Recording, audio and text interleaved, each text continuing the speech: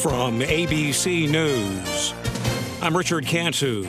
A bad end to Independence Day here in New York City. A driver plowed a pickup truck into a park on Manhattan's Lower East Side, killing 3 people and injuring 7. Mayor Eric Adams. Based on preliminary investigation, the driver was under the influence. This is extremely early. We're going to conduct a thorough investigation. It doesn't appear at this time that this was terrorist-related. The suspected drunk driver is in custody. President Biden spent his 4th of July rejecting the continuing calls to end his re-election effort because of his debate performance. He told military families at a picnic outside the White House, "I'm not going anywhere." California Governor Gavin Newsom was at a 4th of July event in South Haven, Michigan, relaying some of his conversation with the president at the White House on Wednesday. That was the Joe Biden that I remember from 2 years ago. That's the Joe Biden that I'm looking forward to re-electing as President of the United States. Andrea Migliori among supportive Democrats at that event. This is what we all need to hear.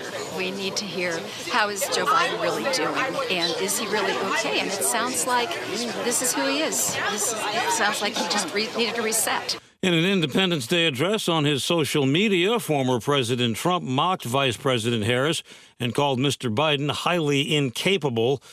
He also called for what he described as a no-holds-barred debate.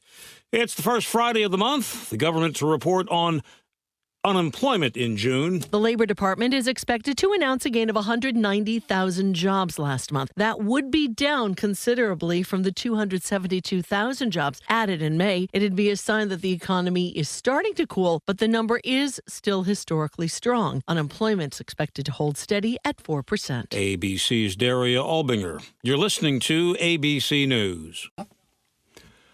High-end Category 2 Hurricane Beryl, blowing at 110 miles an hour, now taking aim at the Yucatan Peninsula and eventually Texas.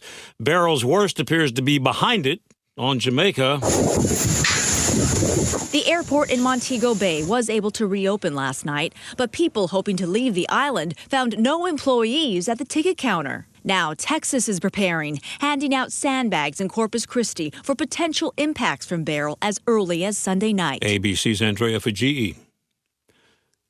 Independence Day tragedy in Southern California. 11 people were on board when the boat crashed into a jetty in Alamitos Bay.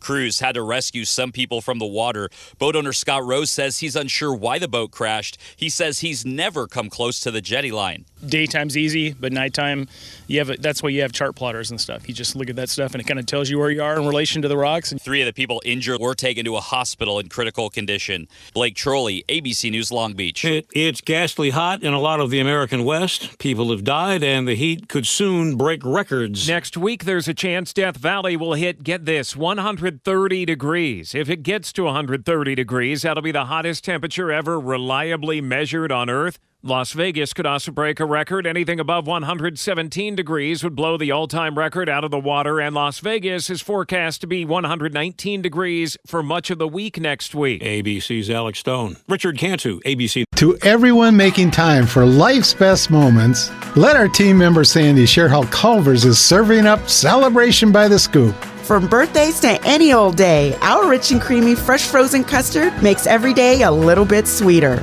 Enjoying a handcrafted treat with all the ooey gooey toppings you love, surrounded by all the people you love. Now that's worth celebrating. Come to Culver's and let us serve you a sweet treat to make every moment count. From Wisconsin with love, welcome to Delicious.